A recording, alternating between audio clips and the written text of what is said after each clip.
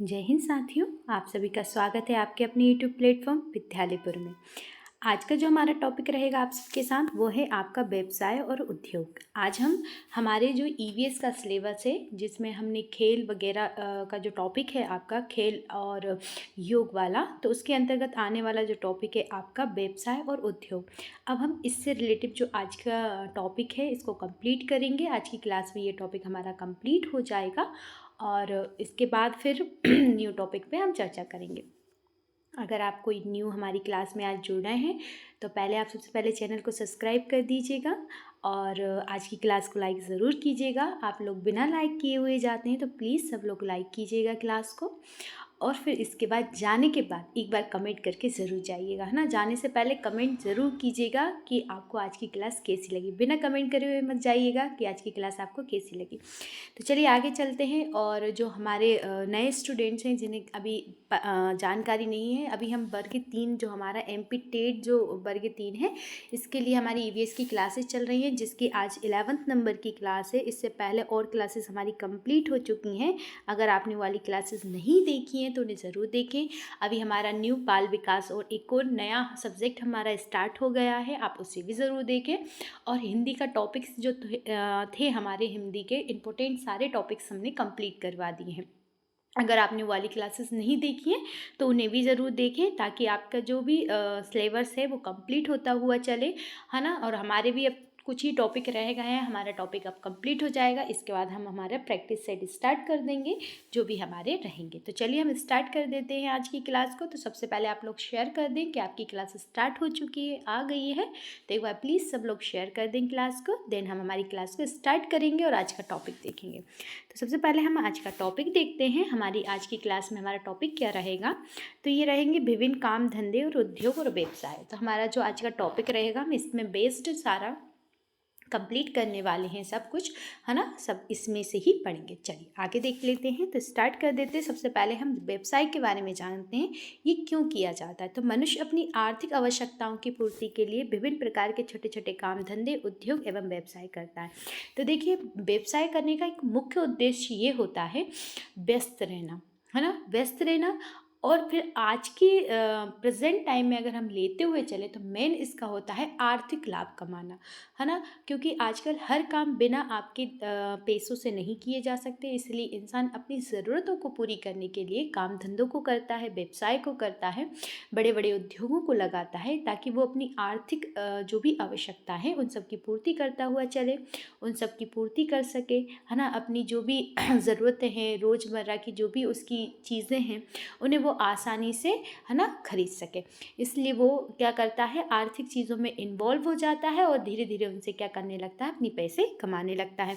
तो मेन मकसद क्या है आपका, मेन है आज के प्रेजेंट टाइम में अगर हम मेन अगर उसका एम लेते हुए चलें व्यवसाय का, तो मेन है आपका आर्थिक लाभ कमाना। तो ये आप अच्छे से याद रखिएगा।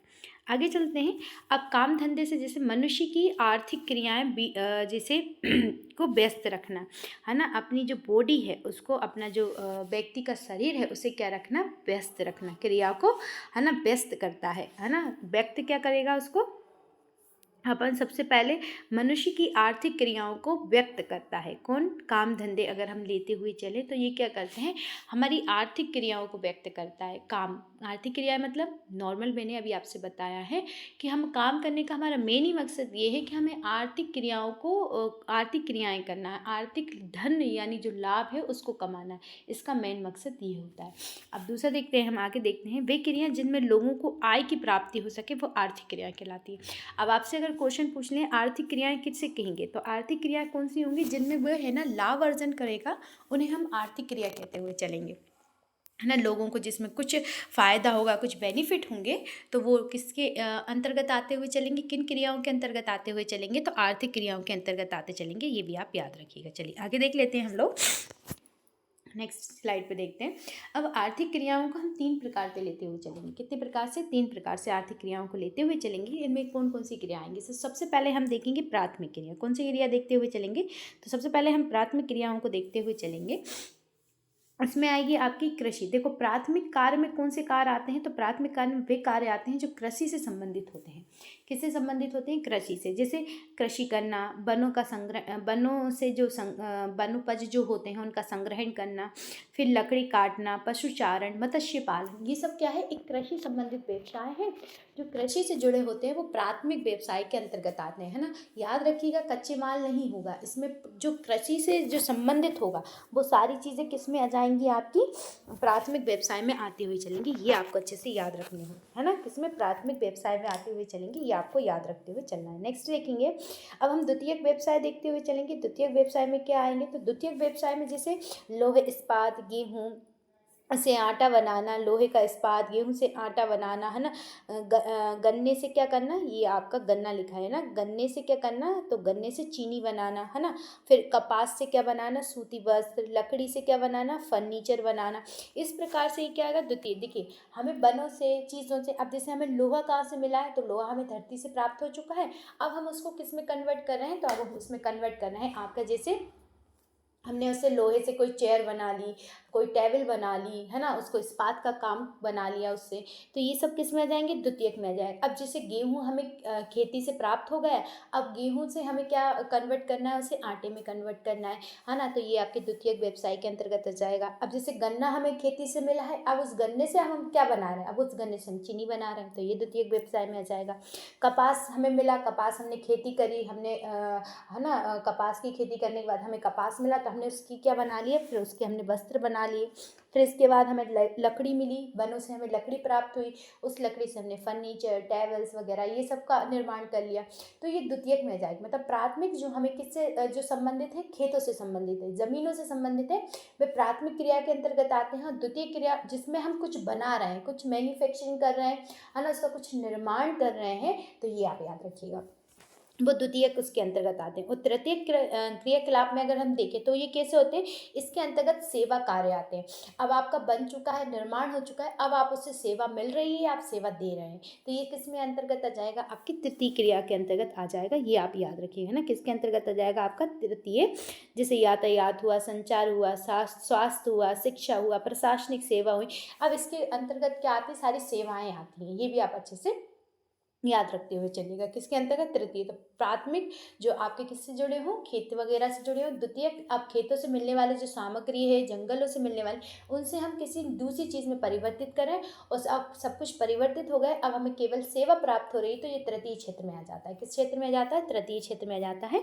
ये आप अच्छे से याद रखते हुए चलिए। चलिए आगे देख लेते हैं हम उद्योग। अब हम उद्योगों को देखते हुए चलेंगे, उद्योगों को समझेंगे कि उद्योगों में हमें कौन कौन से उद्योग देखना है। जो हमारे सारे इंपॉर्टेंट उद्योग है, उनसे रिलेटिव जो भी फैक्ट्स हैं मैं सब लेकर आई हूँ, तो अपन उनको देखते हुए चलेंगे, है ना। तो चलिए स्टार्ट कर देते हैं हम अपनी आगे उद्योगों को देखेंगे। सबसे पहले, किसी विशेष क्षेत्र में भारी मात्रा में सामान का निर्माण या उत्पादन होना उद्योग के अंतर्गत आता है। क्या? किसी एक क्षेत्र है, उसमें कोई सामान बन रहा है, भारी मात्रा में किसी चीज़ का निर्माण हो रहा है, तो वो किसके अंतर्गत आएगा? आपके उद्योगों के अंतर्गत आएगा, है ना। फैक्ट्रीज वगैरह जो लगती हैं, उनमें क्या होता है? आपका किसी मात्रा में कोई भी फैक्ट्री अगर लग रही है, मान लीजिए चीनी उत्पादन की फैक्ट्री है, तो गन्ने से भारी मात्रा में चीनी का उत्पादन करना। फर्नीचर की फैक्ट्री है, वहाँ पे फर्नीचर्स के निर्माण होते हैं, तो फर्नीचर की फैक्ट्री होगी, तो वहाँ पे लकड़ियों से भारी मात्रा में बड़े बड़े फर्नीचर वगैरह, टेबल, चेयर्स वगैरह का निर्माण करना। या आपकी मान लीजिए वस्त्र उद्योग की फैक्ट्री है, तो वहाँ पे कच्चे माल से, मतलब जैसे सूती वस्त्र, सूती चीज़ों से हमने कपड़े का निर्माण किया, अब कपड़ों से भारी मात्रा में दूसरी चीज़, मतलब बने हुए रेडीमेड कपड़ों का निर्माण हो रहा है ना।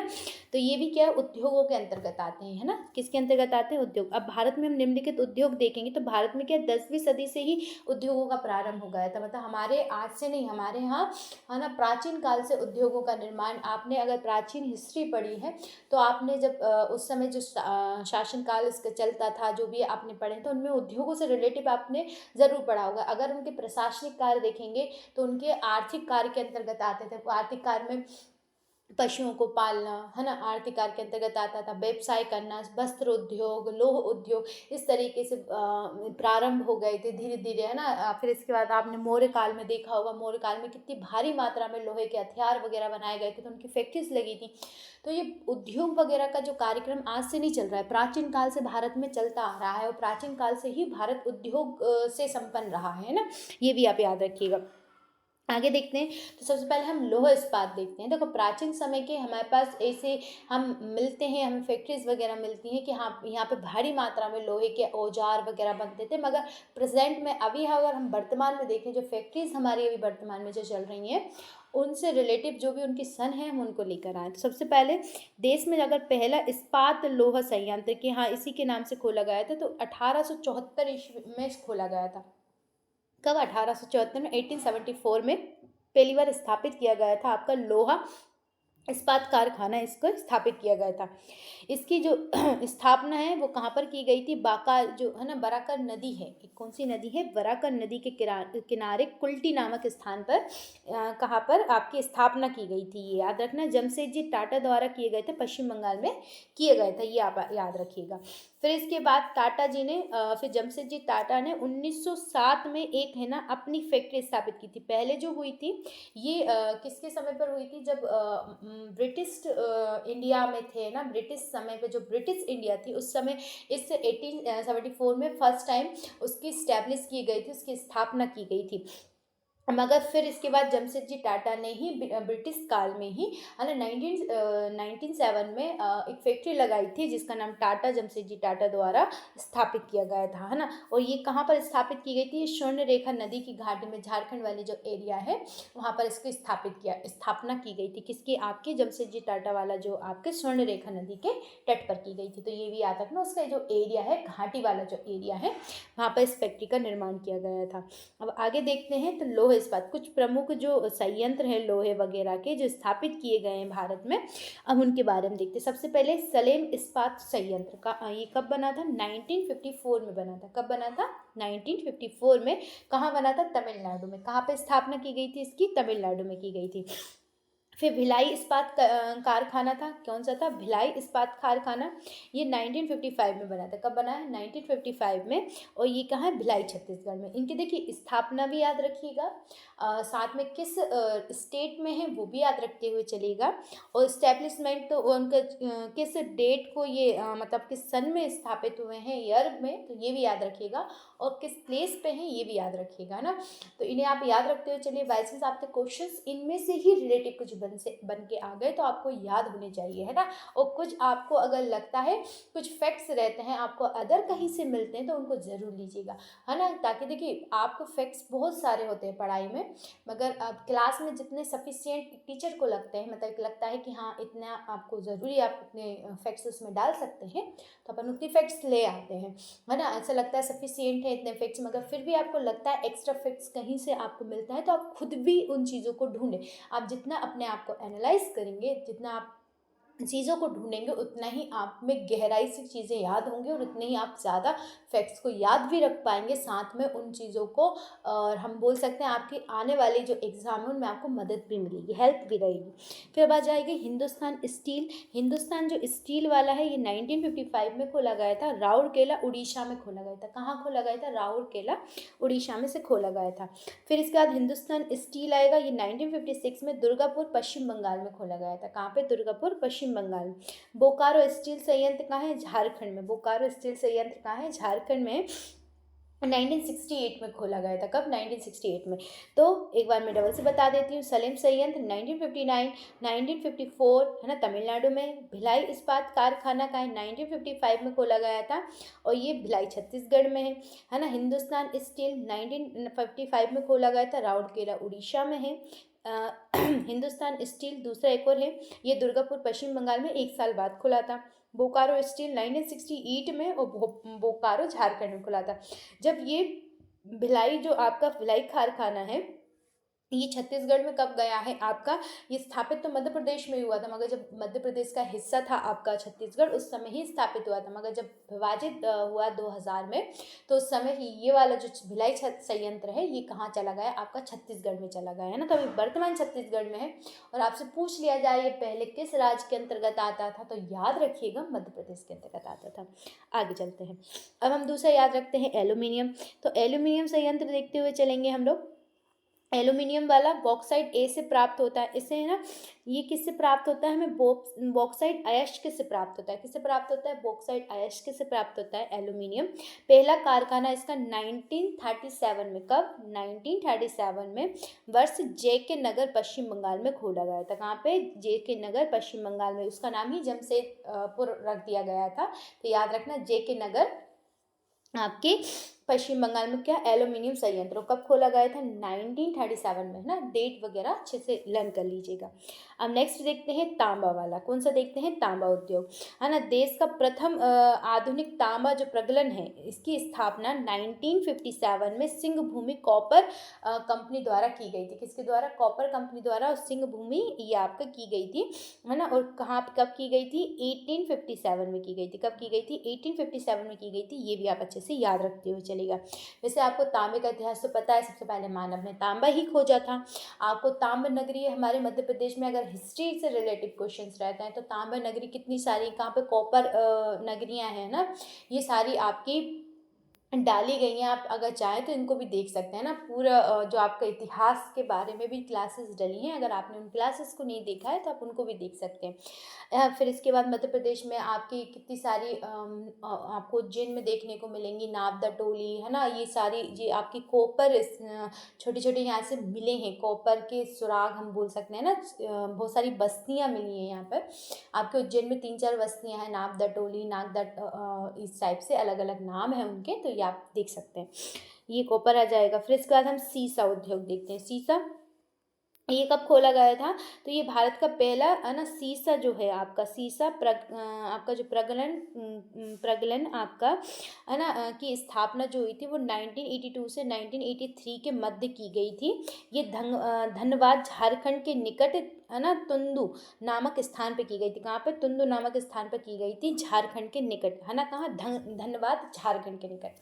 तो याद रखना, सीसा कब स्थापित हुआ था, 1982-83 में इसकी स्थापना की गई थी। ये आप नाम अच्छे से याद रखिएगा। 1982-83 में कब और कहाँ की गई थी, झारखंड के तुंदू नामक स्थान पे की गई थी। कहाँ, झारखंड के तुंदू नामक स्थान पे की गई थी। ये भी आप याद रखिएगा। आगे देखते हैं हम लोग जस्ता। अब जस्ता आएगा। भारत में जस्ता का उद्योग प्रारंभ, जो जस्ता उद्योग है उसका प्रारंभ कब हुआ था, 1967 में स्थापित हुआ था। कब हुआ था, 1967 में इसकी स्थापना की गई थी।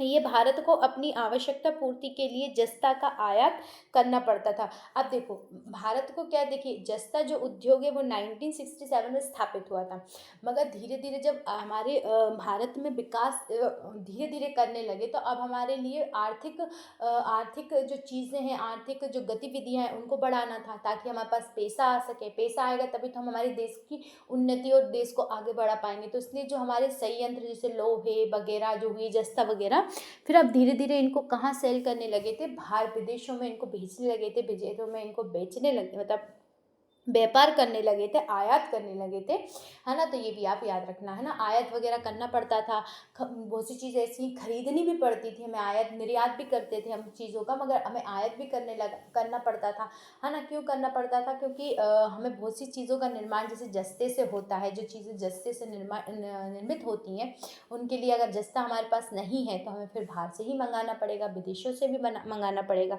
और अगर हमारे भारत में होता है तो फिर हमें कम मात्रा में मंगाना पड़ता है।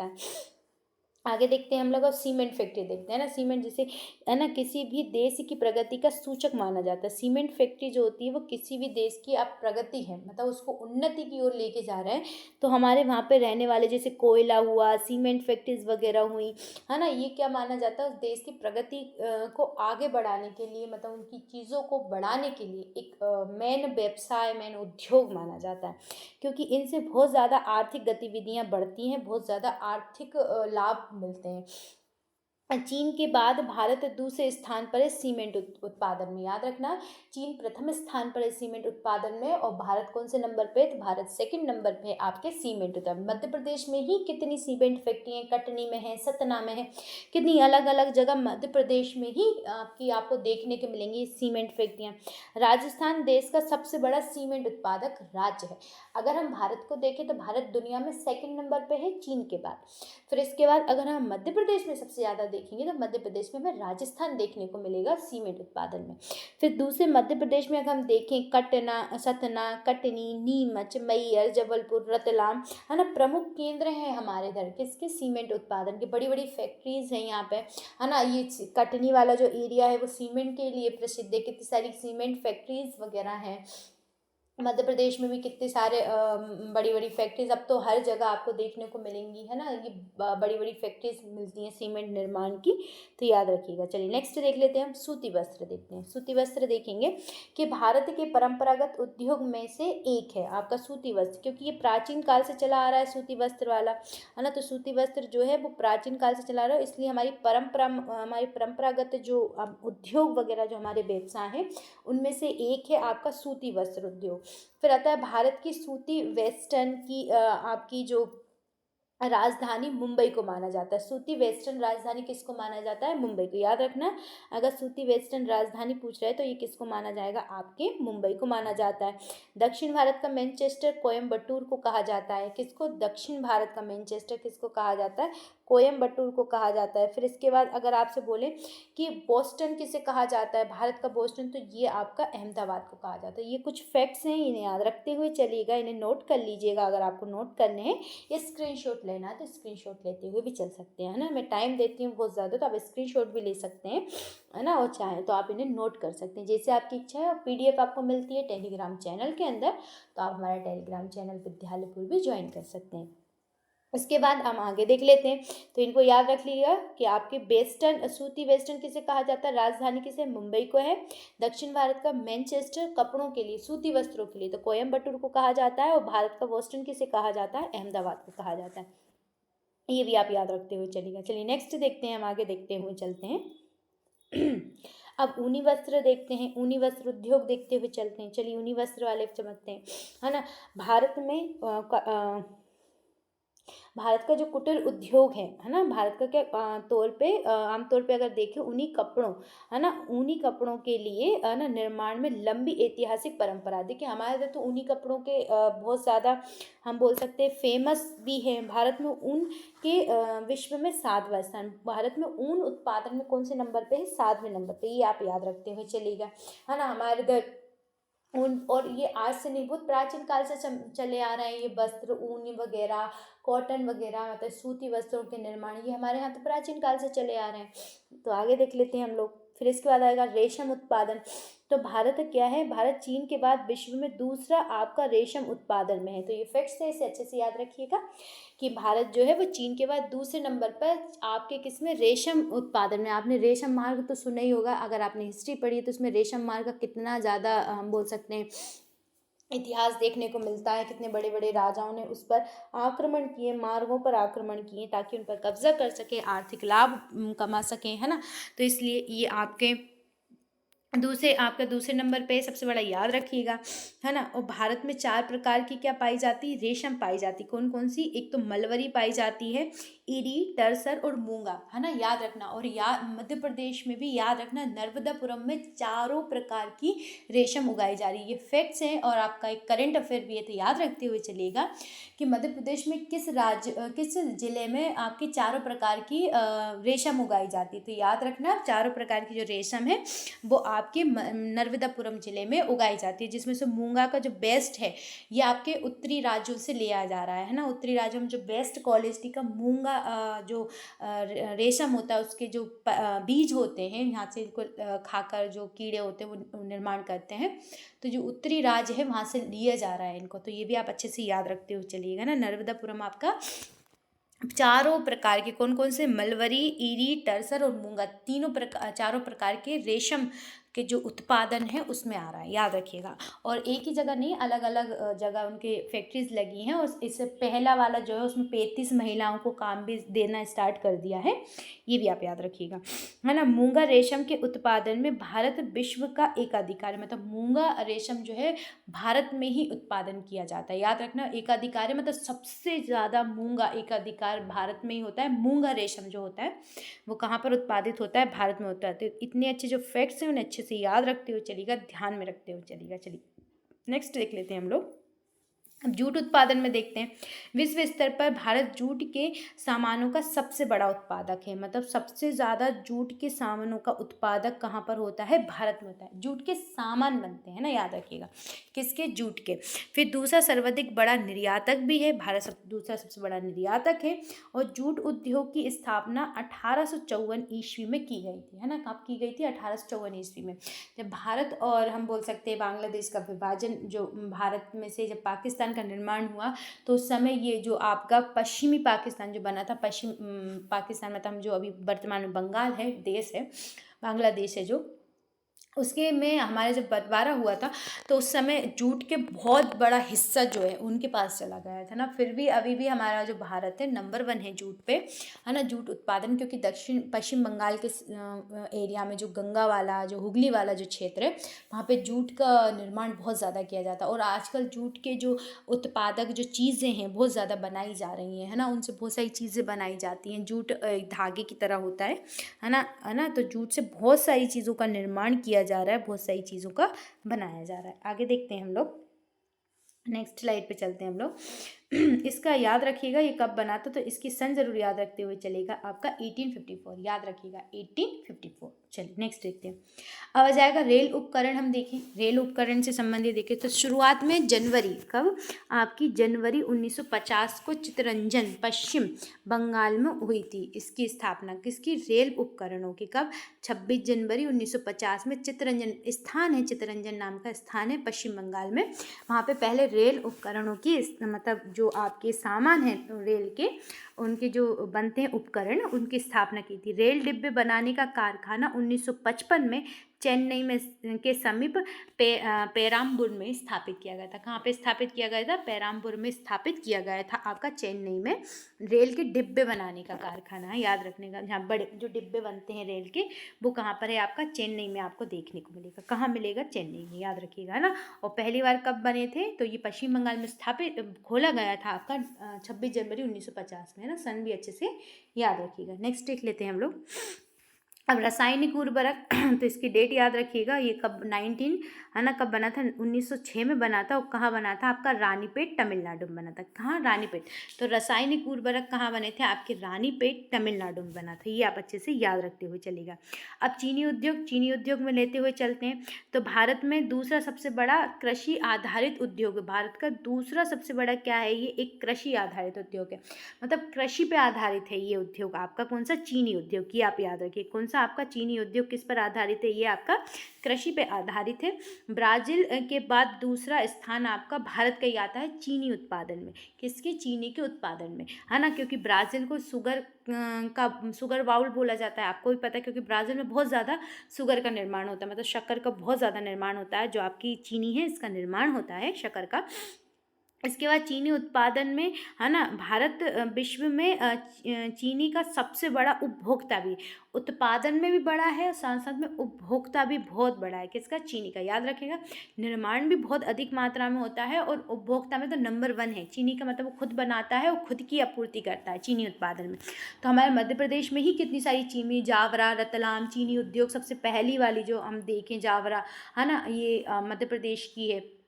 मध्य प्रदेश में आसपास आपको कितनी सारी चीनी मिल्स देखने को मिलेंगी, शुगर मिल्स देखने को मिलेंगी, है ना। तो ये मध्य प्रदेश बहुत ज़्यादा उत्पादन करता है मध्य प्रदेश में। और नरसिंहपुर में आपको बहुत सारी आपको चीनी मिल्स देखने को मिलेंगी, क्योंकि मध्य प्रदेश में अगर हम देखें चीनी का मतलब सबसे ज़्यादा जो चीनी का उत्पादन, गन्ने का जो उत्पादन होता है वो नरसिंहपुर वाले ज़िले में होता है।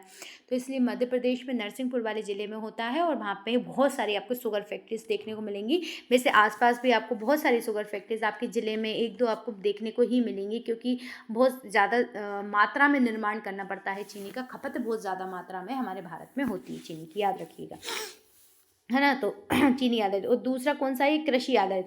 अगर आपसे पूछ लिया जाए कौन सा दूसरे नंबर का कृषि आधारित उद्योग है, अगर उसमें चीनी उद्योग दिया है तो आप ज़रूर उसे टिक कीजिएगा। चलिए आगे देखते हैं। अब व्यवसाय, अभी तक हमने उद्योग देखे, अब व्यवसाय संबंधित देख लेते हैं कुछ चीज़ें, ज़्यादा है नहीं, चलो ठीक है।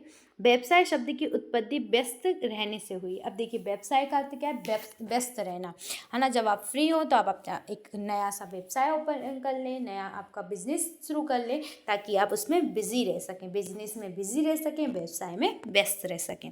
व्यवसाय का अर्थ होता है लाभ अर्जन करना। मेन ही है व्यवसाय या आप कोई भी उद्योग स्टार्ट कर रहे हैं, उनका मेन ही कारण क्या होता है, आपका लाभ अर्जन करना। मेन उद्योग, मेन उसका मकसद ही होता है आपका लाभ अर्जन करना, है ना। फिर इसके बाद आ जाएगा व्यवसाय का अर्थ होता है लाभ अर्जन करना और विभिन्न प्रकार की क्रियाओं में व्यस्त रहना, है ना। विभिन्न प्रकार की क्रियाओं में व्यस्त रहना, साथ में उसमें क्या करना, लाभ अर्जन करना, है ना। तो देखिए व्यवसाय का अर्थ मेन चीज़ निकलती है बिजी रहना, बिजनेस करना, और आपका और साथ में हमें कुछ पैसे अर्जन हो सके, ताकि हम अपनी ज़रूरतों को पूरा कर सकें। अब जैसे व्यवसाय की विभिन्न विशेषताएं, क्रियाओं की विशेषता होती है। जैसे ये एक आर्थिक क्रिया होती है। हाँ, ये एक आर्थिक क्रिया है जिससे हमें आर्थिक लाभ उत्पन्न होता है, आर्थिक लाभ मिलता है ना। सेवाओं का उत्पादन तथा उनके प्रति